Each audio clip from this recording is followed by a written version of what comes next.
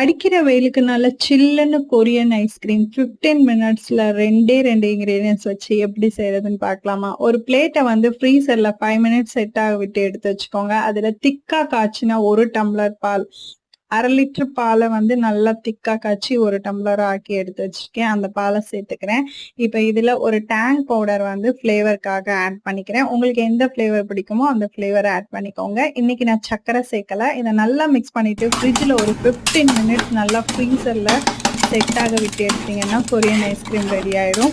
இதை நம்ம கொரியன் ஸ்டைல்ல நல்லா கொத்து பரோட்டா போடுற ஸ்டைல்ல இந்த மாதிரி கொத்தி விட்டுட்டு சர்வ் பண்ணாலும் சரி, இல்லை இன்னும் கொஞ்சம் கொத்திட்டு நல்லா பரத்தி விட்டு அதுக்கப்புறம் பீஸ் போட்டு சாப்பிட்டாலும் சரி, சூப்பரா இருக்கும் டேஸ்ட். வீட்லயே நம்ம ஐஸ்கிரீம் 2 இன்கிரீடியன்ஸ் வச்சு நம்ம குழந்தைங்களுக்கு செஞ்சு கொடுக்கலாம்.